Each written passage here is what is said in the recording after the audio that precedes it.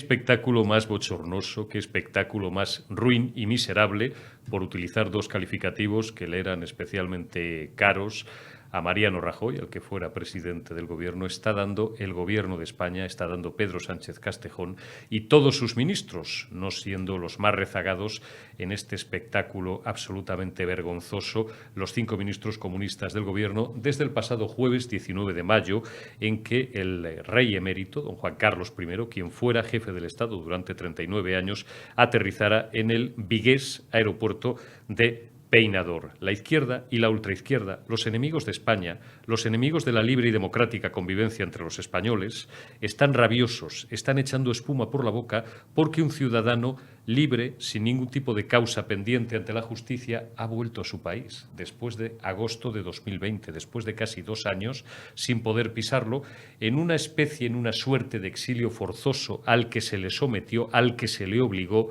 para no perjudicar más a la institución. Un exilio nunca bien explicado, pero exilio, no reconocido como tal, pero en la práctica tal ha sido, porque han sido casi 2 años fuera de su patria, aunque, se le haya querido siempre cargar a él la parte del león de la responsabilidad de no haber explicado nunca, presuntamente, por qué se fue de España, cuando la realidad bien sabemos que fue muy distinta. Fue empujado, fue obligado a salir de España, vuelvo a repetir, para no perjudicar a la institución, para no perjudicar a la corona, para no perjudicar a la jefatura del Estado. Están consiguiendo, además, estos malos políticos que nos gobiernan, iba a utilizar un calificativo, no lo voy a hacer, voy a ser muy respetuoso, institucionalmente respetuoso, están consiguiendo crear una sima, una brecha, una fisura que no era tal entre el padre y el hijo, porque al final estamos hablando de un padre y de un hijo, entre el actual jefe del Estado,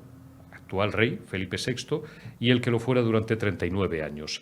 Que existiera algún tipo de fricción, algún tipo de diferencia entre, vuelvo al padre y al hijo, entre el padre y el hijo, era algo que todos conocíamos, pero no existía una enemiga, por irnos a la literatura clásica o por irnos versallescos, no existía una enemiga tan grande entre ambos como la que están consiguiendo crear estos miserables, estos políticamente canallas socialcomunistas, que de tanto enredar y de tanto embarrar el terreno de juego, pues van a conseguir finalmente, no sé si que dejen de hablarse, pero bueno, pues eso sería lo que más podría satisfacerles. El jueves 19 llegaba don Juan Carlos y prácticamente en tiempo real conocíamos, y esto es información, no es opinión, de las presiones, por ser suave, de presidencia del gobierno del Palacio de la Moncloa a Casa Real, al Palacio de la Zarzuela, para que don Juan Carlos no pudiera pernoctar en Zarzuela. Unas presiones a las que la jefatura del Estado se ha plegado, con todo el respeto institucional. Tal vez no tendría por qué haberlo hecho, porque esa disposición constitucionalmente es prerrogativa del rey. Si el rey lo ha hecho, es porque lo ha considerado oportuno y conveniente, o porque pues entiende que lo contrario hubiera sido una piedra más para desprestigiar la imagen de la más alta institución del Estado, de la clave de arco del sistema. Esto, lógicamente, ha producido una gran irritación en el padre. Volvemos otra vez al padre y al hijo y al padre, es decir, entre el anterior rey y quien ahora ostenta la jefatura del Estado. Esta bola se va haciendo cada vez más grande, para regocijo de la izquierda, de la extrema izquierda, de los socialcomunistas y de los enemigos y traidores a España y a su unidad, y ha motivado que don Felipe vaya a tardar, puesto que será el próximo lunes, casi 96 horas en recibir a su padre. Qué bonito espectáculo. Frotándose las manos los socialcomunistas, los enemigos de España, porque esto es lo que quieren: dinamitar todos los pilares que siguen sosteniendo y vertebrando a la más alta institución del Estado como la más respetada entre todos los españoles y como la auténtica garante del sistema, del respeto a la ley, a la Constitución, a la integridad territorial del Estado, que es como ahora llaman los finos a la unidad de España, y la última esperanza que nos queda antes de que el siguiente paso sea volver al régimen más criminal de la historia de España, a una república, que sería la Tercera República, en ansia no disimulada, presidida, por supuesto, por su sanchidad, por Pedro Sánchez Castejón. No les va a ser tan fácil. Pueden embarrar todo lo que quieran las relaciones entre el padre y el hijo. Pueden intentar desprestigiar todo lo que quieran a la corona y a la monarquía. Pero aunque este sea un país no mayoritariamente monárquico, creo que no desvelo nada, no ahora, en las últimas décadas, sí es un país que ha tenido un especial instinto dentro de la degradación moral también y institucional, y en cuanto a análisis político que sufre buena parte de la sociedad española en los últimos años, pero siempre ha conservado un instinto natural para darse cuenta. Lo que ocurre es que, desgraciadamente, en algunas ocasiones demasiado tarde, de quiénes son los auténticos enemigos, no ya de España, de la libre convivencia entre los españoles. Vuelvo a repetir lo que dije el otro día. Algunos parece que están muy interesados, no solamente en que llegue esa tercera república, sino en que los españoles volvamos a matarnos entre nosotros. Tengo para mí, y no soy un tipo de natural optimista últimamente, pero tengo para mí que eso no va a llegar a producirse, a pesar de que pueda ser el más húmedo deseo y el más húmedo sueño de Sánchez Castejón, de Pablo Iglesias, de los bildutarras, de los secesionistas catalanes y de los comunistas. No se va a producir porque al final el pueblo español, aunque sea casi en tiempo de descuento, siempre recobra la cordura. Creo que lo veremos, o espero y deseo que lo veamos una vez más. Saludamos ya a nuestra primera invitada en La Retaguardia, en Periodista Digital Televisión, en este sábado 21 de mayo. Ángeles Ribes, muy buenas noches. ¿Cómo estás, amiga? Muy buenas noches. Pues estamos bien intentando soportar este calor adelantado que nos ha llegado. Estos casi 40 grados, este calor africano. Bueno, y además ahí en Lérida prácticamente estáis muy hermanados con Madrid. Tenéis un calor, como digo yo, de los que pesan. Sí, de los que hacen pupita. Además, este fin de semana aquí tenemos una fiesta que se llama el Aplec del Caracol, donde básicamente nos reunimos para comer caracoles sin ningún tipo de piedad ni medida. Y sí, está siendo duro. Está siendo duro. Bueno, como dura es la actualidad política, y siempre lo decimos, pero bueno, es lo que hay, como dice mi amigo Salas, y es lo que toca. Hoy el tema del día sigue siendo, y lleva siéndolo ya prácticamente en las últimas 3 jornadas, por no remontarnos a semanas pasadas, desde el jueves, a última hora del jueves, que llegó don Juan Carlos, el ciudadano Juan Carlos de Borbón y Borbón, como gusta de decir la izquierda, el que fuera jefe del Estado durante 39 años, el rey emérito, al aeropuerto de Peinador, al aeropuerto de Vigo. El próximo lunes, ya lo hemos comentado en el editorial, y luego lo seguiremos comentando con más profusión, con el coronel Camacho y con Asís Timmermans. Digo que sigue siendo la noticia sobresaliente de este fin de semana, aparte de ese congreso del Partido Popular y todo lo demás. Pero contigo me interesa detenerme, siquiera unos minutos, en las reacciones que ha suscitado este regreso después de casi 2 años de Juan Carlos I, don Juan Carlos de Borbón, en las reacciones que ha suscitado en Cataluña, en unos tipos tan dudosamente democráticos como, por ejemplo, el presidente de la Generalidad de Cataluña, de la Generalitat, Pere Aragonès, de Esquerra Republicana, a la sazón, que dice que el regreso del rey emérito, del que fuera el anterior jefe del Estado, es incompatible con una democracia como la que tenemos en España, pero del tipo de un tal Oriol Junqueras, líder de su partido, de Esquerra Republicana, condenado en firme a 13 años de prisión por dar un golpe de Estado, y que sigue siendo el ideólogo de los esquerros, indultado por obra y gracia no del Espíritu Santo, sino de su sanchidad Pedro Sánchez. De este no dicen nunca nada, Ángeles. De este y de otros. Bueno, de este y de otros muchos, porque al final aquí, en esto que querían montar, que era la Republiqueta, no solamente estaban personajes de la calaña del señor Junqueras, sino que también pues personajes como el señor Carles Sastre, no olvidemos, que también se pasea tranquilamente por esta democracia nuestra, habiendo sido en su momento condenado por volar en pedacitos a un empresario, al señor Bulto, y porque no se le puede probar otro asesinato. Y también tenemos por aquí paseándose sin ninguna impunidad tanto al señor Pujol, que en su momento fue quien dirigió todos los tejemanejes de la Generalitat, como su señora esposa y sus 7 hijos, que están todos pendientes de condena y en el banquillo de los acusados por haber estado robando a manos llenas y sin ningún conocimiento según el auto del juez.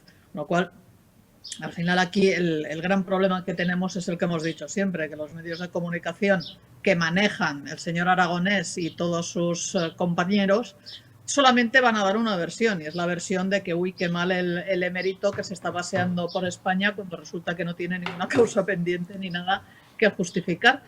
Y sin embargo, de todo lo suyo, pues se callan miserablemente. Además, en una situación que es realmente vergonzosa, porque ya ha salido también la noticia de que la Generalitat tiene a las entidades del tercer sector, a todas aquellas que se dedican a proteger a los más vulnerables de la sociedad, en un estado de absoluta desesperación porque han tenido que adelantar 30 y tantos millones de euros para poder sobrevivir, porque la Generalitat no les está pagando las subvenciones a las que se comprometió en su momento. Y no olvidemos que estamos hablando de personas con una vulnerabilidad extrema, personas con Alzheimer, personas que no tienen dónde vivir ni cómo comer.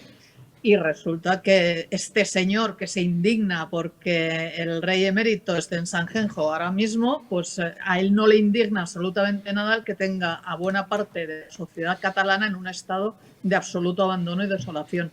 ¿Y en qué se gastan el dinero estos pájaros, Ángeles? Aparte de las embajaditas o embajadetas con las que van llegando distintos países del mundo, en pagarle la fiesta a un delincuente como Puigdemont, ¿en qué se gastan el dinero estos tipejos? Pues se lo gastan en esto, se gastan en unas extrañas oficinas de inteligencia digital que lo máximo que consiguen es meter un anuncio en esos letreros luminosos en Nueva York, se lo gastan en sus chiringuitos, se lo gastan, en fin, y sobre todo en estructuras de Estado, porque no olvidemos que al final ellos lo que pretenden, se está viendo además con los juicios que están saliendo por todos los audios de los que ya hablaron ustedes profusamente el otro día, se está viendo que lo que quieren es crear un Estado paralelo. A eso lo están dotando de una serie de organismos que los están financiando muy generosamente, pero además allí están colocando a todos los afines para que en un momento dado, cuando vuelvan a hacer la intentona, pues les salga bien y tengan ya todo preparado para hacer una transición a esta república que va a dejar a la de Corea del Norte a la altura del betún. O sea, entonces, esa es la gran cuestión. Y mientras tanto, la sociedad catalana, que está anestesiada, insisto, por estos medios de comunicación que están absolutamente al servicio del régimen, pues no protesta. Y a mí es algo que me sorprende muchísimo, porque al final están tocando cosas muy, muy sensibles, como puede ser, insisto, familias que no pueden hacerse cargo de familiares que están enfermos o cualquier otra cosa, y que es que no se pueden pagar ni los cuidadores. Pero sin embargo sí se puede pagar TV3, se puede pagar las embajadas de la Republiqueta y se pueden pagar jugosos sueldos a todos aquellos afectos al régimen.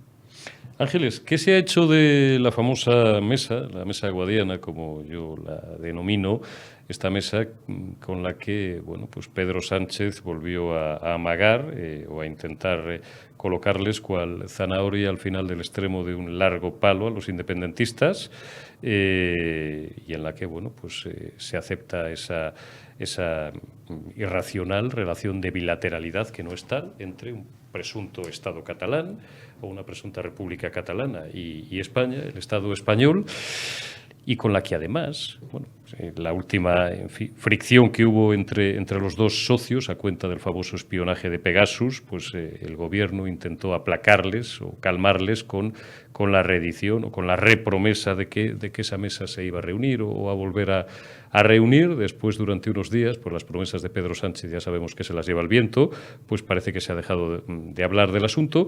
Y ahora espera Aragonés, el que dice que claro, que se pone exquisito encima el tipo, ¿no? Y dice que, bueno, que ya veremos a ver si se reúne la mesa o no se reúne la mesa, porque claro, a unos socios, según él, fiables, a los que se espía, pero a los que luego se busca para garantizar la estabilidad parlamentaria, no les parece de recibo que ahora vuelvan a rogarles el Estado español y el Gobierno de España para que se sienten con ellos. ¿Hablar de qué? Hablar de la independencia. ¿Se va a volver a reunir esa mesa con carácter inmediato, tú crees? Yo creo que con carácter inmediato no, pero tampoco tengo la más mínima duda de que se volverá a reunir en cuanto a las circunstancias hagan necesario otra cortina de humo más para disimular, según que no olvidemos que ahora mismo los socios de gobierno de la Generalitat, Esquerra y Junts, están a cuchillada limpia precisamente por ver quién le mete más presión al tema del separatismo y a todas las acciones que se pueden hacer para obligar al gobierno de España a ir teniendo una concesión detrás de otra. Y cuando Pedro Sánchez vea que necesita algún apoyo puntual, evidentemente, como has dicho muy bien tú antes, la zanahoria está allí. Lo que pasa es que la zanahoria va a llegar un momento en que estará ya, en fin, digamos que más bien pocha y llena de moscas, pero la cuestión es que mientras puedan tener entretenido a las masas con espectáculos de no, estamos solicitando la mesa bilateral para que podamos... La cuestión es que en el fondo sí que se está reconociendo una situación de bilateralidad entre el gobierno de España y el gobierno de la Generalitat de Cataluña. Y eso, se reúna o no se reúna esta mesa, ya es una cesión más, ya es un poner encima de todos los medios y de toda la opinión pública el que sí, es que mira, es que nosotros estamos hablando de tú a tú con el presidente del gobierno. Claro, al final los hechos seguros que van a conseguir pues tampoco serán excesivos, porque hasta que no llegue el momento en que necesite un apoyo para sacar alguna ley bochornosa al señor Sánchez, pues no tirará de ellos, pero de momento la imagen está ahí. Y la imagen es que los golpistas están doblegando al gobierno de España y haciendo que sean ellos los que marquen los calendarios para si se sientan, si no se sientan, si piden o si no piden. Y un presidente sin escrúpulos como es Pedro Sánchez pues no tiene ningún problema en, si no es esta semana, que sea dentro de 2 semanas o dentro de un mes, cuando me interese el sacar alguna ley adelante. Me interesaría a mí saber, y con esto terminamos, Ángeles, o conocer cuál es el pulso el pulso de la ciudadanía a cuenta de todo este asunto de Pegasus, de pues las implicaciones que el asunto tiene en la parte estrictamente golpista e independentista catalana. Lo de Marruecos va por otro lado y dentro de unos minutos lo trataremos por extenso con el coronel Diego Camacho, porque el señor Tezanos, que como nos ha explicado en reiteradas ocasiones, responsable del Centro de Investigaciones Sociológicas y es quien en último término elabora y decide las preguntas que se formulan y que se hacen a los españoles y cuáles no. Digo, al señor Tezanos y al CIS no les ha parecido oportuno preguntar a los españoles en su última encuesta, la que conocíamos el jueves, su último barómetro, por la incidencia que tiene esto en la opinión de la ciudadanía. Sí, han preguntado por la desgracia que llevamos 2 años sufriendo y que no podemos nombrar en YouTube, o por la guerra de Ucrania, pero no por Pegasus, ni por el lío y la bronca abierta que hay entre el gobierno de Pedro Sánchez y de Yolanda y sus socios o aliados golpistas, independentistas, secesionistas catalanes.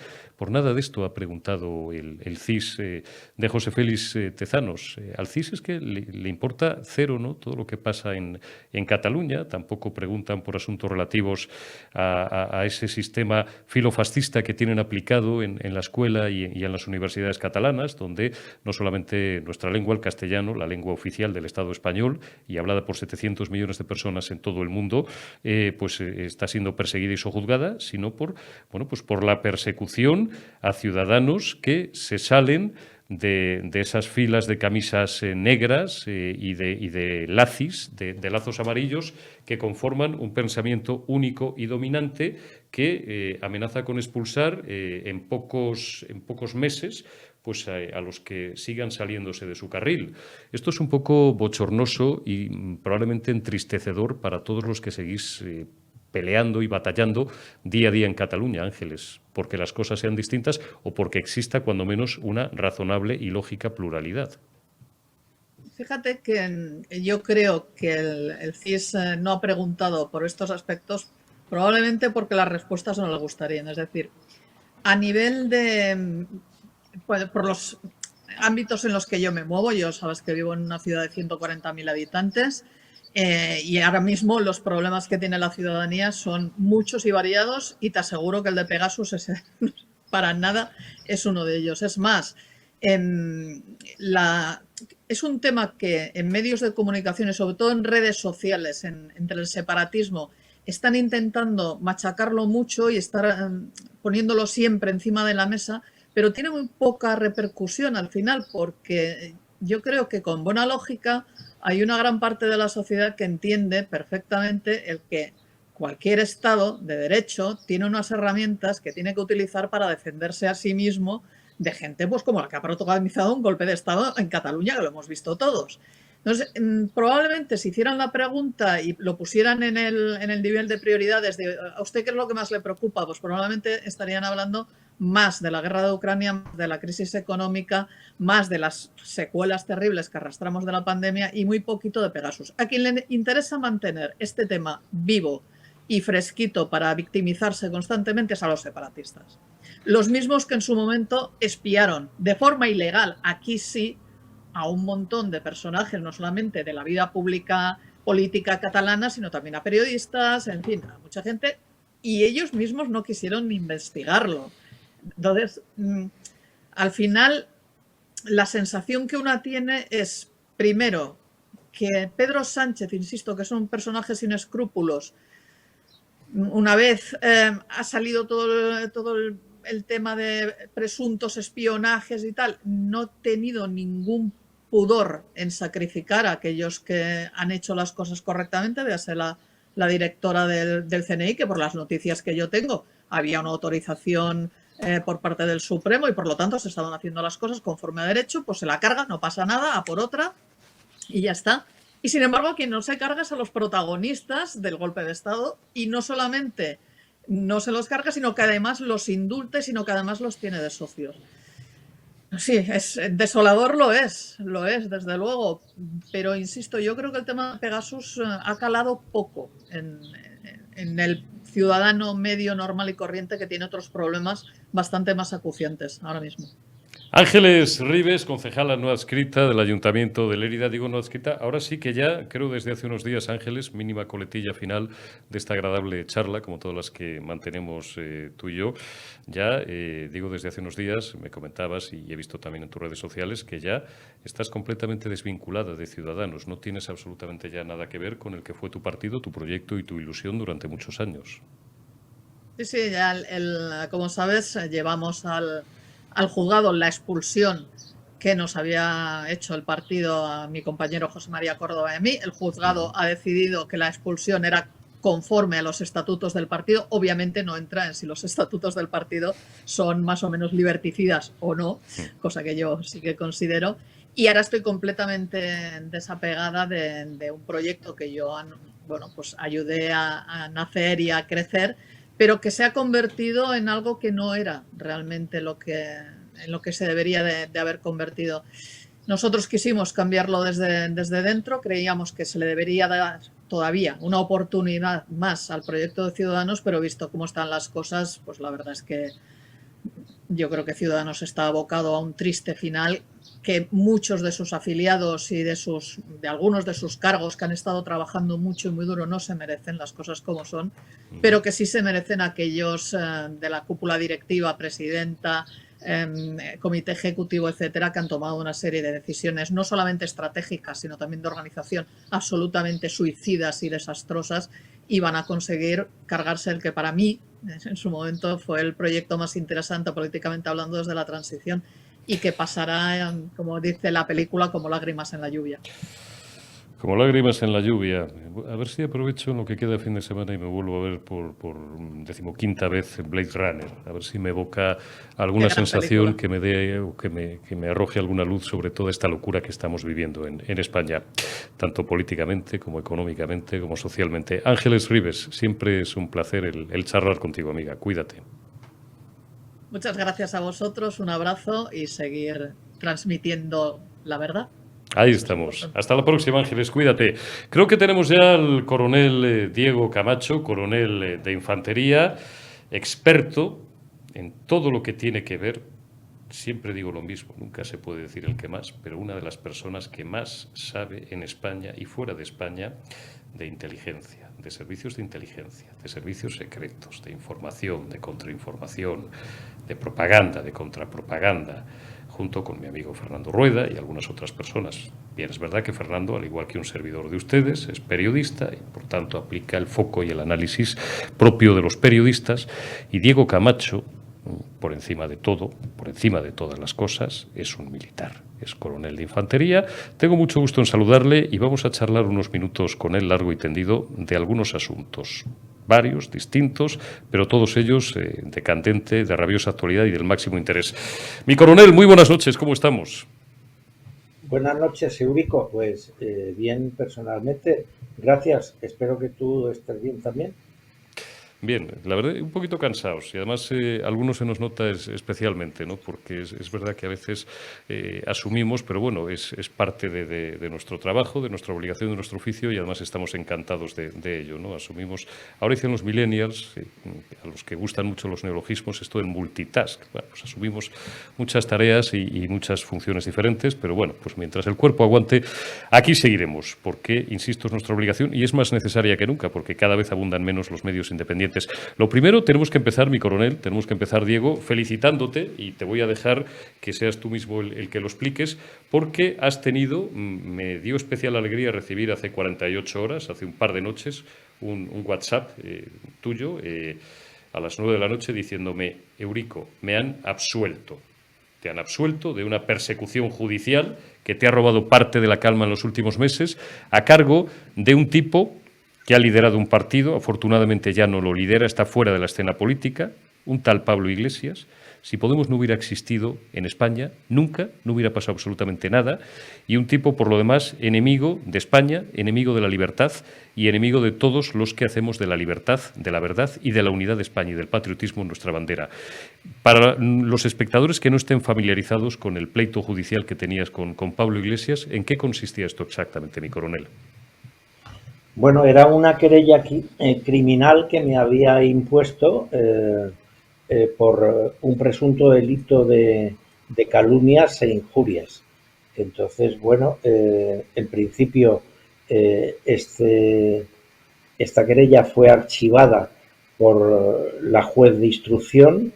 Las presiones de la Fiscalía obligaron a reabrir el tuvo lugar el juicio oral y en el juicio oral, bueno, pues he tenido la satisfacción que el juez de lo criminal pues ha dictado un auto en el que me absuelve de cualquier delito de calumnias e injurias, no viendo él lo mismo que Pablo Iglesias. Entonces, bueno, digo que me lleva una alegría porque lógicamente yo no estoy acostumbrado a transitar por los juzgados. Era mi primera experiencia sentado en el banquillo por una acusación criminal y bueno, pues lógicamente estoy muy contento. Bien, es verdad que Pablo Iglesias tiene la tutela judicial efectiva y puede recurrir dicha sentencia en el plazo de 10 días.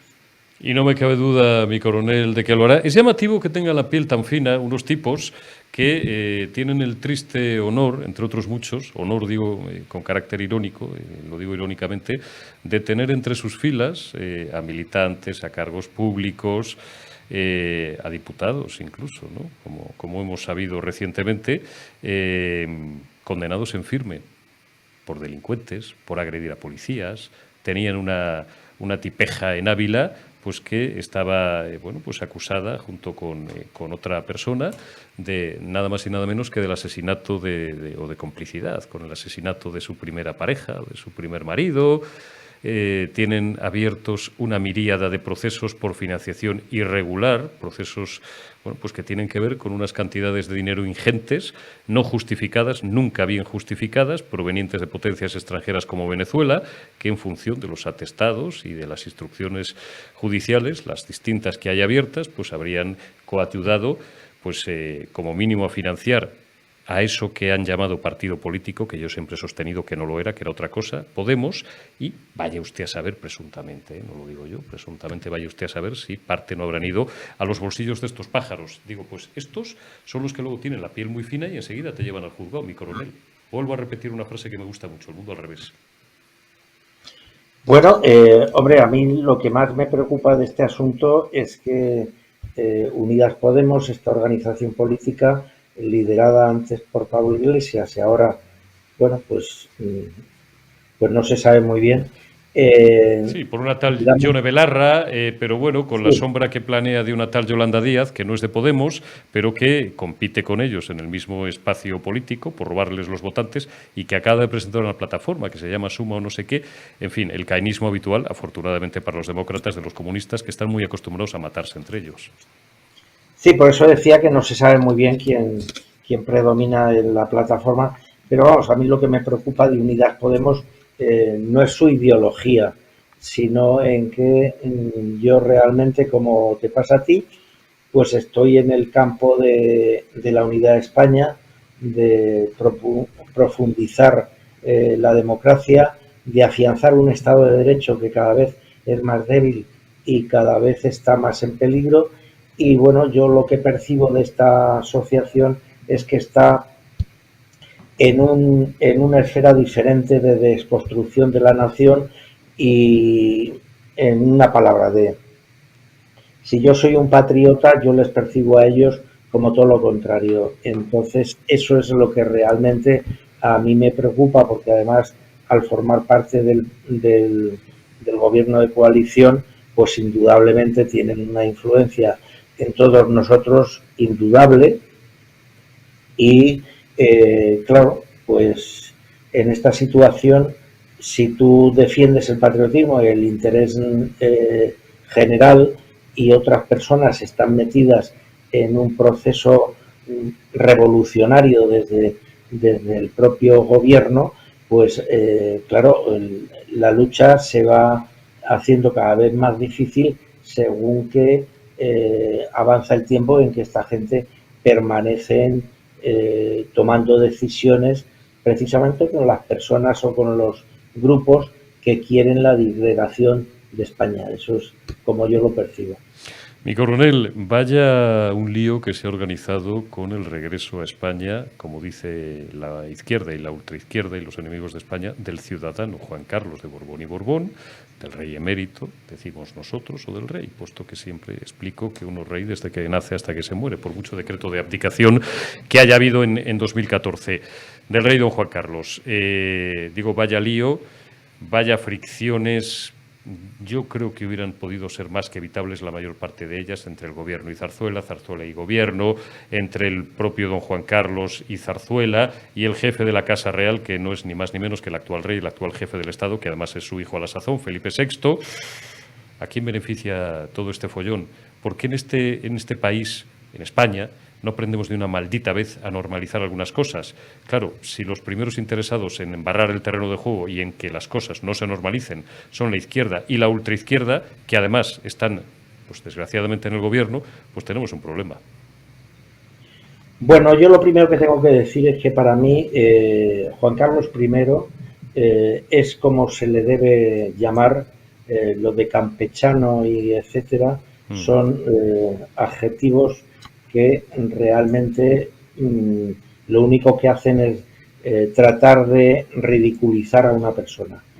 Con decir Juan Carlos I no nos estamos refiriendo al rey de España, porque todo el mundo sabe que el rey de España es Felipe VI, pero Juan Carlos I ha tenido una época en que ha sido rey de España y por lo tanto el minusvalorar esa época, pues digamos, no es dar al César lo que es del César. Yo por eso siempre me refiero a él como Juan Carlos I. Y ya sabe todo el mundo a quién me estoy refiriendo. En segundo lugar, y siguiendo tu pregunta, yo creo que es más fácil decir a quién perjudica esta situación que a quién beneficia. Desde luego yo creo que le perjudica a la jefatura del Estado.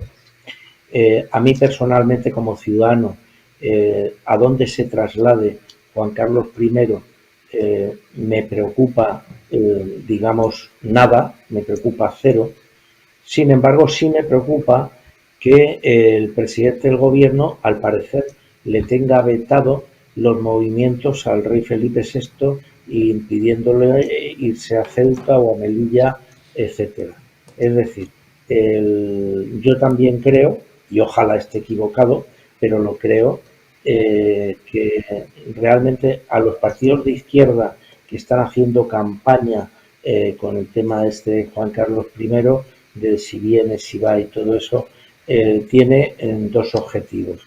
El primero es tratar de correr una cortina de humo sobre un tema poco trascendente para los españoles y ocultar otros temas que sí son trascendentes para los españoles, como es el el escándalo propiciado desde el gobierno hacia el CNI con el tema de las escuchas o con el tema Pegasus, el desprecio presidencial, o así lo parece al oírle, hacia las fuerzas de seguridad del Estado que estuvieron en el intento de golpe de Estado en Cataluña.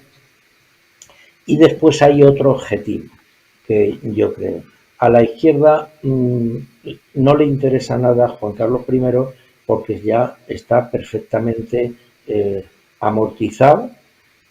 Todo el desprestigio que tenía que sufrir lo ha sufrido hacia la opinión pública, y lo que les interesa realmente es una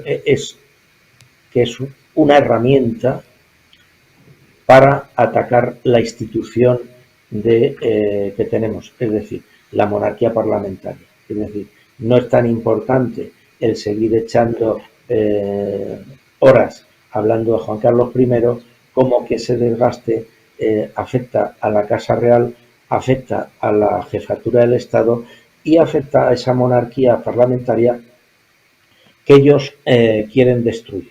Entonces, bueno, pues cada uno puede tener sus ideas, y entonces, sin ser desde luego Juan Carlos I para mí un ejemplo de jefe de Estado deseable, claro, si pongo por ejemplo, a Pedro Sánchez en un nuevo cargo de presidente de una república, de una tercera república, pues realmente, ustedes perdónenme, pero me quedo con Juan Carlos I. Bueno, usted se queda con Juan Carlos I, yo también, si eso ocurriera, y lo segundo que hago inmediatamente es coger el coche y en 4 horas estoy en la frontera portuguesa. Y fíjese que a patriotas, a usted y a mí, mi coronel, no nos gana nadie. Moncloa le ha prohibido a la Casa Real, que es tanto como decir que el presidente del gobierno le ha prohibido al jefe del Estado que su padre pernoctara en Zarzuela. Esto no es opinión, esto es información. ¿Qué ha hecho el padre? ¿Qué ha hecho el rey emérito? ¿Qué ha hecho Juan Carlos I? Que coincido con usted, mi coronel, es como debe de llamársele y como debemos de referirnos a él. Pues hombre, digamos que, voy a ser suave, se ha irritado un poco, es normal, ¿no?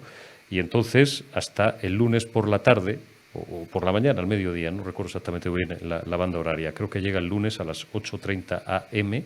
a Madrid, y después pues se trasladará y se entrevistará con su hijo. Es decir, le ha hecho esperar 4 días. Y esto, a su vez, ha provocado un cierto enfado, ¿no?, ya en la Casa Real, en la propia persona del jefe del Estado. Qué espectáculo, vuelvo a repetir, esto era completamente innecesario. Totalmente innecesario, y además es más grave que un error. Es una suplantación de funciones. Es decir, como tú sabes, Eurico, de las pocas atribuciones de carácter ejecutivo, o quizá la única que tiene el rey de España, es que es el único responsable del funcionamiento de la Casa Real. Entonces, el presidente del gobierno no tiene ningún derecho constitucional a imponerle al rey lo que ha de hacer con su padre en cuanto su padre visita España, le visita a él, está en la zarzuela o no está. Es decir, no tiene ninguna capacidad. Lamentablemente, yo creo que el rey, permitiendo esa imposición, una de dos: o es un cobarde, o tiene encima un chantaje que le hace aceptar esa imposición, digamos, yo no encuentro otra explicación. Entonces, si eso sucede así, en cualquiera de los dos supuestos, evidentemente el deterioro de la imagen del rey es tremenda. Porque, vamos a ver, Juan Carlos I habrá sido lo que haya sido seguirá siendo lo que siga siendo, pero Juan Carlos I es su padre. Entonces ya no me meto aquí de hijo, de sucesor con antecesor en la jefatura del Estado, etcétera. Me meto de un hijo con su padre. Y desde luego, desde un punto de vista, evidentemente, poco realista, porque yo no pertenezco a la Casa Real y no soy rey, pero hablando desde mi plano de burgués y de ciudadano, tú lo que nunca puedes hacer es dejarle a tu padre vendido, aunque tu padre sea lo que sea.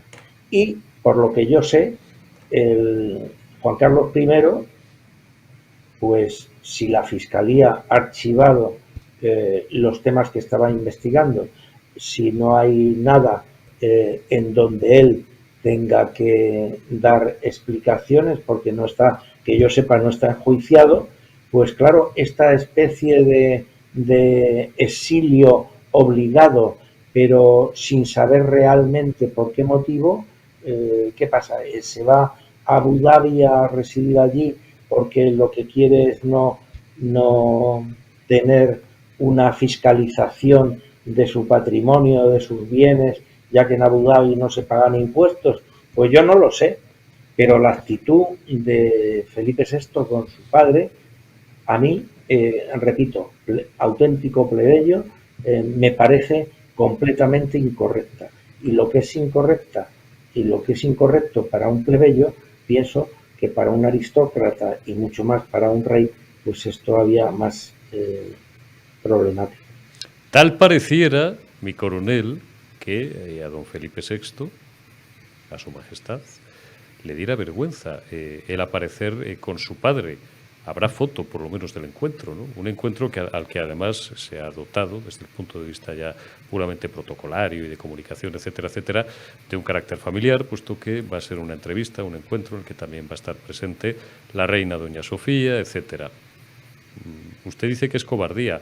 ¿Usted cree que además al rey le avergüenza que se le presente en público o presentarse en público con su padre, con don Juan Carlos? Bueno, pues yo no lo sé, evidentemente. He dicho cobardía o sujeción a un chantaje. Entonces, las en dos cualquier cosas. caso... Y ambas cosas son objeto de un titular de los que merecen mármol. Yo me había quedado con lo de la suplantación de personalidad hasta que me ha dicho usted lo del chantaje. Y ahí me he quedado... Es el alón periodístico que nos dispara diciendo un chantaje de Moncloa al jefe del Estado. Fíjense de lo que estamos hablando. Yo evidentemente no lo sé, pero es que yo no encuentro una explicación, nada más que si no hay chantaje, evidentemente la actitud de Felipe VI con su padre es, bajo mi punto de vista, repito, de plebeyo, es cobarde. Es decir, bueno, yo creo que ya lo he dicho todo, o sea, Lo ha dicho usted todo. Lo ha dicho usted todo. Con un hijo, con un padre, sea lo que sea, no se le puede nunca abandonar. Eso no quiere decir que justifiques sus actos, no quiere decir que justifiques sus acciones, pero es tu padre, carajo. Entonces, los españoles, yo creo, o por lo menos en la familia donde yo me he criado y la educación que he recibido, los padres y los hijos son algo sagrado. Y a veces estás muy en desacuerdo con un hijo tuyo y te llevas noches sin dormir porque hace determinadas cosas, y eso no quiere decir que le abandones, siempre eres su padre. Mi coronel, no solamente como ciudadano, se lo pregunto también desde su experiencia privilegiada, porque usted es uno de esos pocos mortales que, en función de lo que le ha tocado hacer en la vida, ha dispuesto de un nivel de información muy superior al que tenemos el resto de los mortales. Vuelvo a repetir, porque se ha tirado 3 o 4 décadas en los servicios de inteligencia sirviendo a su patria, sirviendo a España. Por tanto, como ciudadano y desde la experiencia que a usted le contempla, que es oceánica, el deterioro de la Casa Real a estas alturas, del cual también usted o al que se ha referido hace unos minutos, es irreversible, y lo decimos desde un medio, y lo dice una persona que lo reitero, por si alguien se despista, estamos con la Constitución, estamos con la corona, estamos con el sistema, estamos con España y vamos a defender siempre a nuestro jefe del Estado porque el resto son interinos todos. Desde esas premisas básicas que conforman no solamente pues nuestra línea editorial y el sentido común que creo que debería de asistir a todos los españoles, desgraciadamente no es así.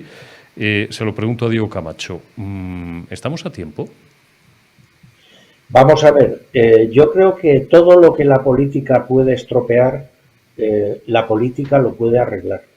Lo que pasa es que para entablar un proceso de regeneración, de punto cero de partida, etcétera, hace falta voluntad política y hace falta, en determinados casos, ciertas agallas para atreverse a hacer.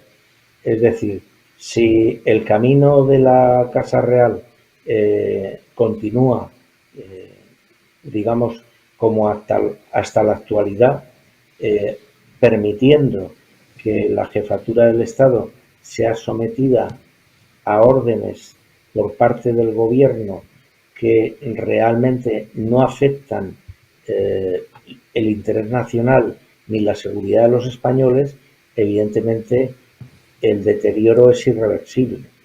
Ahora bien, si se coge, en este caso, lo único que se puede coger, que es lo que marca la Constitución y el respeto que los españoles que quieren una nación unida tienen por su tradición, que la tradición de España es evidente que es la cruz y la monarquía. Es decir, los periodos republicanos que ha habido en España han sido comparados con su historia muy pequeños y además con un resultado realmente nefasto. Esto no quiere decir que en el futuro no pueda haber una tercera república, pero amanecer ahora una república en una situación de crisis institucional gravísima es sencillamente un suicidio, bajo mi punto de vista. Y no solamente un suicidio, tengo para mí, y esto, bueno, esto sí que es una opinión, pero bueno, a lo mejor está fundamentada también pues en algunas cosas que sabemos o que podemos intuir, aparte de ser un suicidio, a mí ahora mismo me parece una hipótesis poco verosímil, por no decir prácticamente inverosímil, porque habrá mucha gente también, desde el punto de vista de los medios de comunicación, humildemente, pues algo intentaríamos arrimar el hombro, ¿no? Pero hay mucha gente que trabajaría denodadamente por salvaguardar el sistema. Y ahora mismo una tercera república sería una catástrofe. Se lo digo de otra manera. Usted está fuera del servicio desde 1996, fuera del servicio activo. Imagínese, a ver, ¿cómo lo pregunto bien? Como usted dice, no hay preguntas impertinentes sino respuestas inadecuadas. Imagínese que usted ahora fuera el responsable de los servicios de inteligencia, cuya principal función y deber y obligación es salvaguardar la integridad del Estado, todas estas cosas, ¿no? Y la unidad de España, por supuesto, y la libre y el respeto a la ley, a la Constitución y a una convivencia ordenada entre los españoles, básicamente para que no volvamos a matarnos entre nosotros, entre otras cuestiones no menores. Si usted fuera el responsable de los servicios de inteligencia, ¿en qué sentido habría que trabajar para que esa hipótesis que acaba usted de esbozar y en la que yo estoy abundando, que sería una catástrofe, nunca pudiera llegar a producirse? Pues vamos a ver, es una pregunta realmente difícil de contestar bajo mi punto de vista, no porque no la quiera contestar, sino porque no se introduce una variable dependiente, que es la presidencia del gobierno.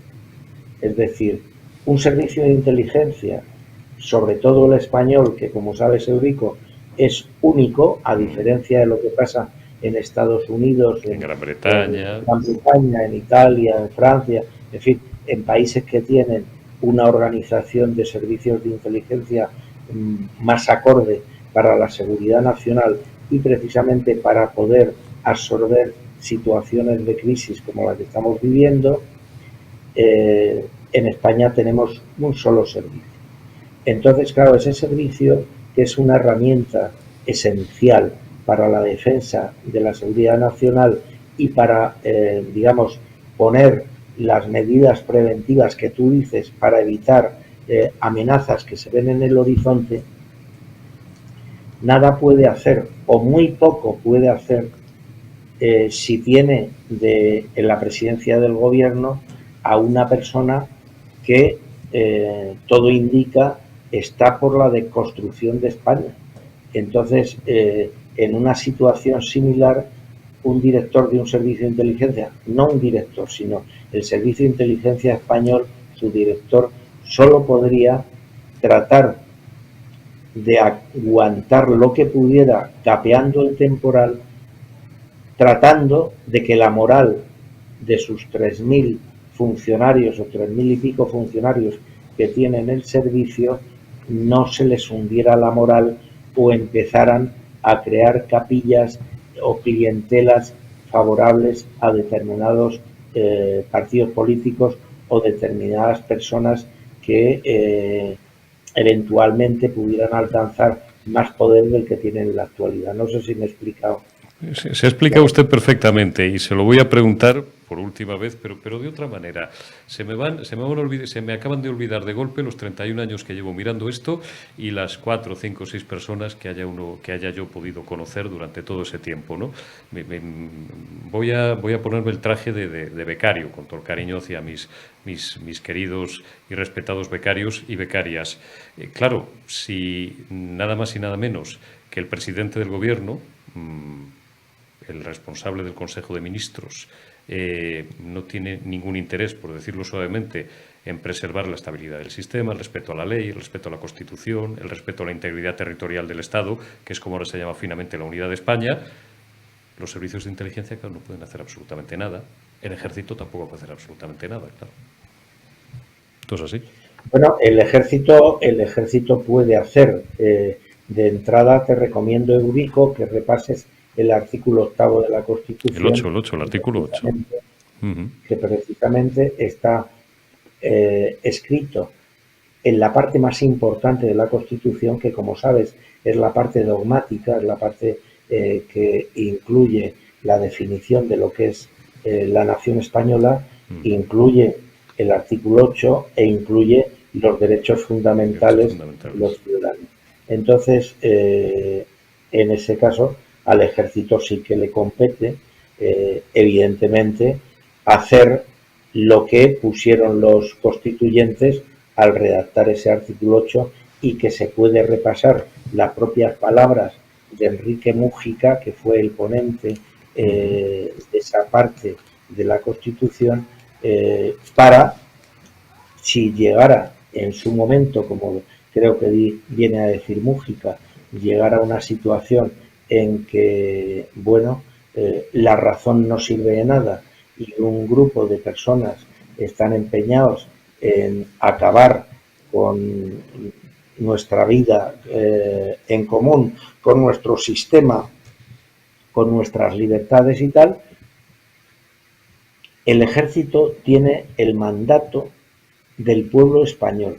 Tú fíjate que en la Constitución ese artículo 8 no está puesto en el título 4, que es el que trata de las responsabilidades del gobierno, de la administración y tal, sino ese artículo está puesto en la parte dogmática de la Constitución, dirigido no al gobierno, sino dirigido a las Fuerzas Armadas.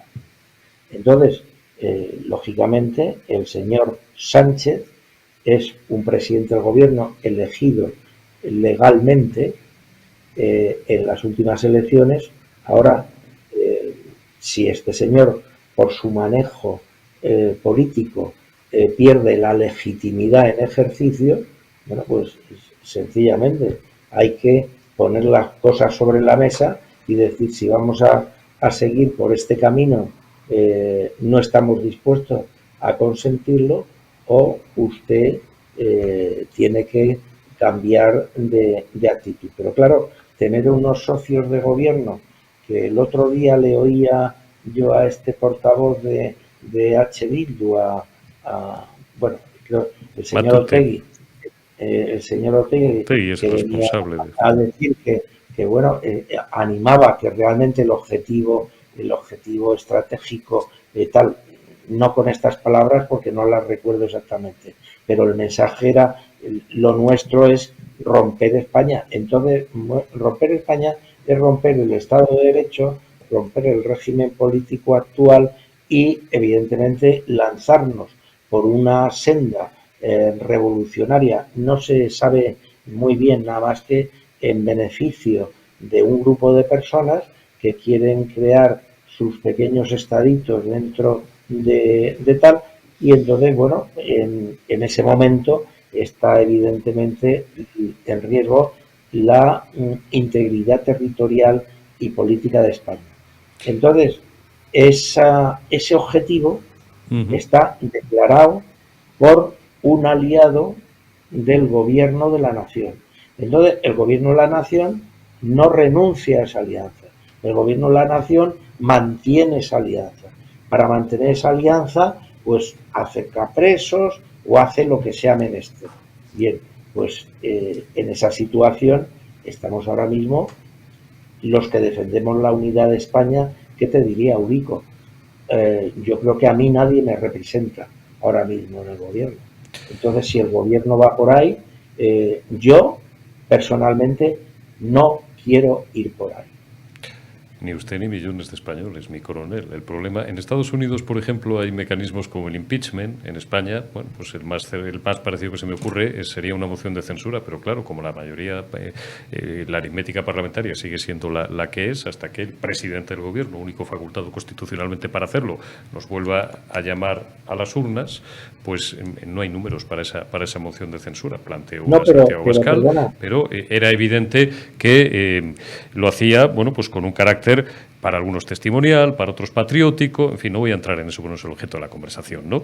Pero al final lo importante es que si la moción de censura no hay una mayoría suficiente para remover al presidente del gobierno, como lamentablemente sí la hubo el pasado 30 de mayo de 2018, pues se acabó la presente historia.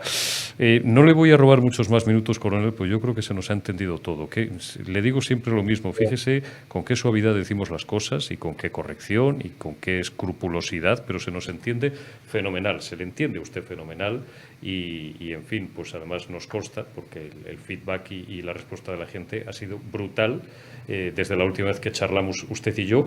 El presidente del gobierno tampoco está, y esta es la última pregunta, en disposición de mantener una postura, no voy a decir de chulería. Hay gente, yo no le estoy llamando chulo al presidente del gobierno, pero hay gente que a lo mejor les parece un poco arrogante y tal, o una posición de fuerza, o una posición, bueno, pues como usted ha dicho, suplantación, ¿no? Casi como si más que jefe del gobierno fuera jefe del Estado, más que nada con la amenaza que, aunque ya no esté en las primeras páginas, sigue ahí, de chantaje de una potencia extranjera, enemiga de España, y que tiene unas reivindicaciones territoriales muy concretas sobre España, que se llama Marruecos.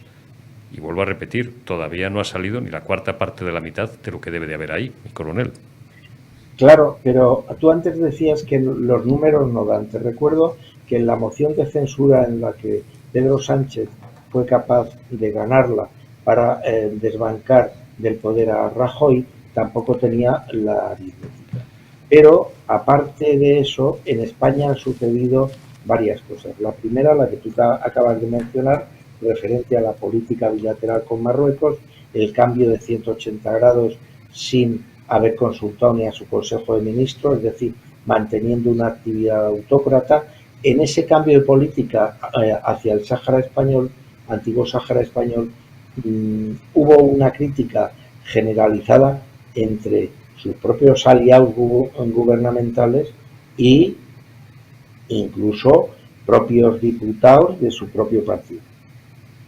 Entonces, ese momento se podía haber aprovechado para plantear una moción de censura, y entonces toda esta gente que salía en los medios de comunicación criticando que ellos siempre apoyaban el Sáhara, la soberanía de los saharauis, etcétera, etcétera, a la hora de votar esa moción de censura se hubieran tenido que mojar. Es decir, para un político el estar defendiendo unas convicciones y después, como llega la votación, votar en lo contrario, pues a mí me recuerda lo que decía en Romanones cuando le iban a proponer para la Real Academia de la Lengua. jo, qué tropa. Bueno, entonces eso realmente pues le hubiera digamos, puesto con luz y taquígrafos a gente, y yo estoy seguro que quizá no todos, pero mucha gente no hubieran apoyado al presidente actual del gobierno o se hubieran abstenido. Después hay otro artículo en la Constitución, que es el 102, en donde se prevé la implicación de ministros o del propio presidente del gobierno de algo parecido a lo que es un impeachment, que es el artículo 102 de la Constitución, en donde para presentarlo hacen falta solamente 88 diputados. Lo que no se puede permitir es que en una monarquía parlamentaria y en un régimen de democracia y de Estado de Derecho, el primer dirigente del país se comporte como un autócrata, haciendo lo que le viene en gana. Entonces eso no es parlamentarismo, eso es autocracia. Entonces, bueno, la pelota está no en el tejado tuyo y en el mío que estamos aquí comentando, está en el tejado de esa oposición, digamos, ovejuna, que no sé, no utiliza los criterios constitucionales para poner los pies en la pared. O sea, ¿hasta cuándo se va aquí a aguantar? Se marcan estados de alarma inconstitucionales, se aprueban decretos leyes en periodos inconstitucionales donde se tiene cerrado el Parlamento. Y entonces aquí nos ponemos a hablar de si Juan Carlos I viene a pasar una noche a Zarzuela, no viene, se va a Talavera de la Reina o aparece el derecho a la vacación laboral de las señoras que tengan dolor en la regla. Entonces, bueno, es el continuo deterioro de las instituciones, porque Eurico, en mi opinión, el problema de España, que tiene muchos, se versan todos en uno, que es la corrupción. Y la corrupción es cada vez más posible porque las instituciones están desconstruidas. Es decir, cuando tú tienes un sistema político en donde las instituciones son fuertes, resulta mucho más difícil que llegue la gente a meter la mano en los fondos públicos. Cuando tú tienes unas instituciones realmente débiles y en donde incluso cuando uno es cogido con el carrito del helado, enseguida aparece el archivo, aparece el encubrimiento y tal, pues eso te lleva a la prepotencia en la corrupción. Entonces la corrupción en un sistema político, en cualquiera, es como una especie de bola de nieve que va por una pendiente. Si tú no lo paras, cada vez es más grande esa bola de nieve. Mi coronel, da gusto siempre hablar con usted por lo bien que se le entiende todo. No tengo nada más que decir, porque es que ha dicho usted tantas cosas que, bueno, ahora ya le dejo a nuestros espectadores que, por supuesto, están viendo esta entrevista en directo o luego la recuperen y que vayan viendo algunos trozos concretos, porque siempre además me gusta darle a usted todos los minutos que sean necesarios y dejarle hablar sobre todo, porque es que hace usted una diagnosis absolutamente precisa y pluscuamperfecta de todo lo que nos está pasando. Y bueno, pues no lo sé. Ojalá pudiéramos ser un poquito más optimistas, pero lo decíamos antes, ¿verdad, Diego? Hace unas horas cuando preparábamos un poco esta entrevista. España en Almoneda. España en Almoneda, esto es así. Claro, hay que empezar por tener, creo yo, un decidido propósito de decir basta. Tú puedes decir basta de una forma, yo puedo decir basta de otra. Y bueno, los españoles lo que no se merecen nuestros hijos y nuestros nietos es que les dejemos una España peor de la que nuestros padres, a pesar de venir de una dictadura militar, nos dejaron. Mi coronel, don Diego Camacho, coronel de Infantería, siempre es un placer hablar con usted. Enhorabuena una vez más por haberle doblado el brazo a un enemigo de España, como es el emérito de Podemos, el señor Pablo Iglesias, y un placer el haber compartido tantas reflexiones sobre lo que nos está pasando. Hasta la próxima. Cuídese mucho, mi coronel. Un abrazo, Eurico. Un fuerte abrazo. Tenemos a Asís Timmermans, con quien vamos a cerrar esta retaguardia de este sábado, 21 de mayo, en Periodista Digital Televisión. Asís, muy buenas noches, ¿cómo estás?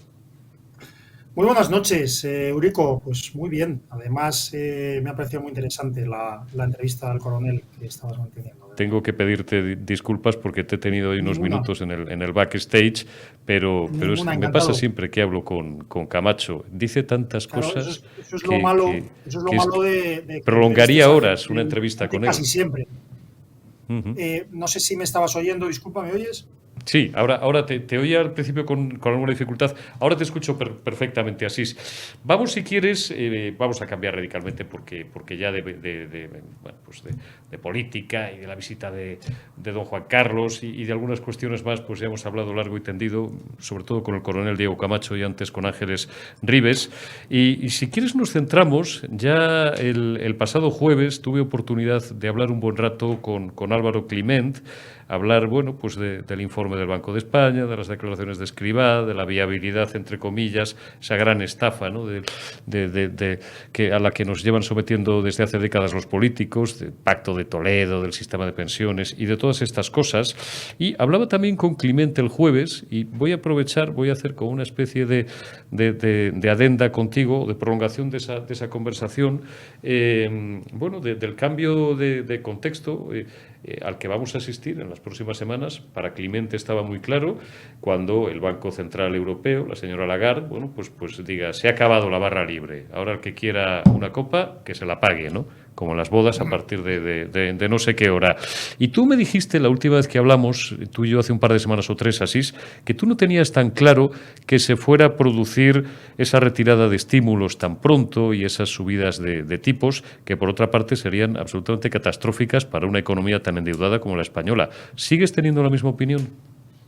A ver, en primer lugar, además de tú mismo, que eres que tienes una experiencia económica que, en fin, nada despreciable, Álvaro Climent, además de buen amigo, es un grandísimo profesional al que hay que escuchar. Pero dicho esto, sí. No, yo sí creo, desde luego, que el Banco Central Europeo, las autoridades europeas, pero en este caso el Banco Central Europeo, van a tener que subir tipos y van a tener que retirar estímulos. Yo lo veo indispensable, entre otras cosas, pues porque la amenaza de una inflación persistente es importante, pero el problema es que España les va a poner en un aprieto, en mi opinión. O sea, es decir, la retirada de estímulos y la subida de tipos va a poner en un aprieto a España, pero España les va a poner en un aprieto al Banco Central Europeo. Pues ¿por qué? Porque la política española está siendo absolutamente desbocada y muy perjudicial.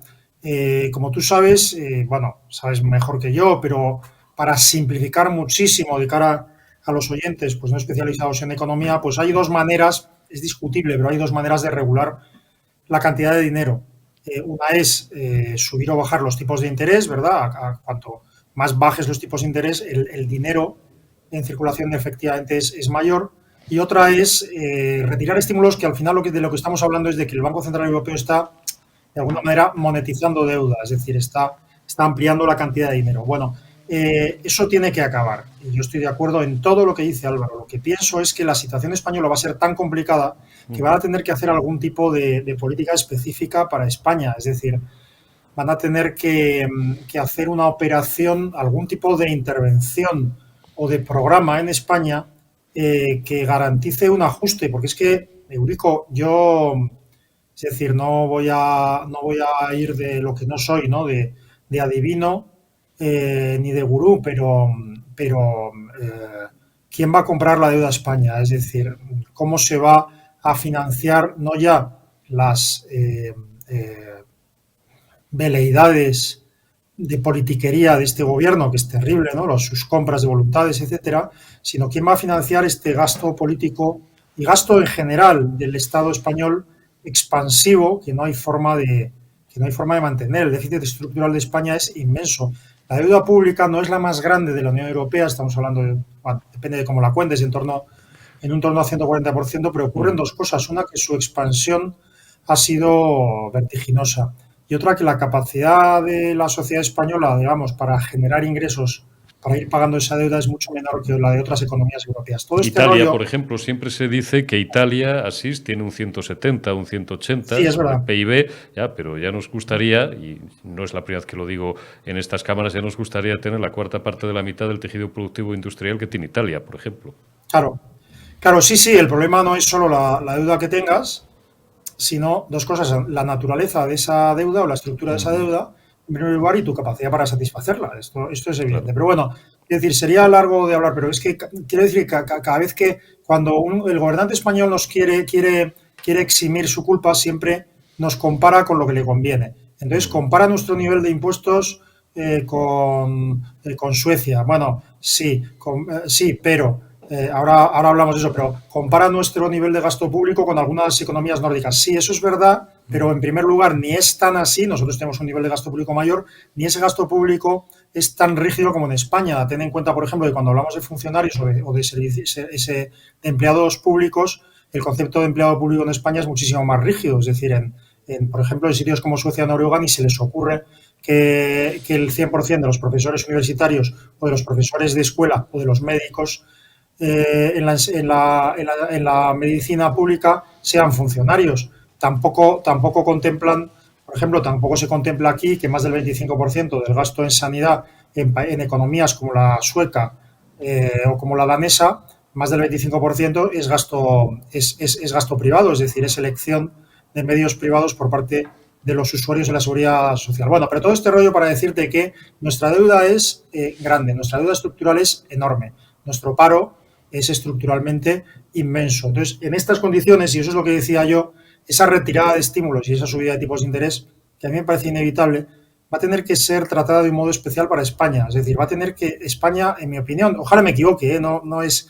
Y además, fíjate, como queda muy poco tiempo, podrás recordar, porque tú tienes un problema muy grave, Eurico, y en mi opinión muy... Si solo fuera uno... No, o sea, es una cosa de mal gusto, que es que tienes memoria. Por castigo. Y entonces... No, sí. Entonces, bueno, pues eso lo veremos y tú como yo tenemos años, lo cual yo creo que tiene más ventajas que inconvenientes, porque además cuando algunas veces me dicen, mi hijo alguna vez, ahora ya hace años que no me lo dice, oye papá, ¿y a ti no te gustaría volver a los 20 años? Digo, pero vamos, pero en absoluto, ni harto de Coca-Cola Light, o sea, me canso Dios solo mío. de pensarlo, y porque ya lo hemos vivido perfectamente, para tener memoria hay que haber vivido, y tú y yo hemos visto ya pues un poco de todo, pero claro, el problema es que las nuevas generaciones y algunos que no son tan nuevos, pues el barro de hoy olvida todo lo de ayer, y ya no te digo lo del mes pasado, y eso es una desgracia, claro, y eso es muy español. Y además, bueno, no voy a hablar del efecto Cantillón y de todas esas cosas que tan bonitas son en economía, pero nosotros ya hemos visto cómo la inflación y los tipos desbocados y también los tipos artificialmente bajos crean distorsiones en la economía, de forma que benefician a unos y perjudican a la mayoría de forma absolutamente arbitraria. Nosotros hemos visto préstamos al 17% y al 20% de interés, hemos visto a personas, sin embargo, con créditos a tipo fijo, que hace muchos años que solo la inflación, es decir, las subidas salariales producto de la inflación, les pagaban los créditos que habían adquirido. Es decir, cosas absolutamente arbitrarias que lo que hace es desordenar la economía y no progresa, y hacer que no progrese. En España hace ya varios años, Eurico hace ya varios años, y nadie da la señal de alarma, que el PIB, que el Producto Interior Bruto real, está absolutamente estancado. Nuestro esfuerzo, el esfuerzo fiscal de los españoles sube y sube sin cesar. La deuda ha subido también sin cesar. La riqueza en la renta per cápita de los españoles está ya más baja que la de algunas repúblicas bálticas. Todos los datos macroeconómicos, eso que llaman los datos macroeconómicos, son verdaderamente alarmantes, y entonces hay un momento en que es decir, los tipos bajos no se han utilizado para reestructurar deuda, para reducir gasto. No digo ahora, porque, Eurico, tú que tienes memoria, a ti no te lo voy a contar. Este problema no viene derivado ni de la pandemia ni de la guerra de Ucrania. Este problema viene derivado que la pandemia y la guerra Ucrania nos cogió con los deberes no hechos, nos cogió con una estructura de gasto y con un planteamiento estatal absolutamente demencial. Entonces, por eso nosotros hemos empeorado mucho más, pero sobre todo partíamos de una posición peor y estamos en una posición muchísimo peor que países, digamos, más liberales, como pueden ser,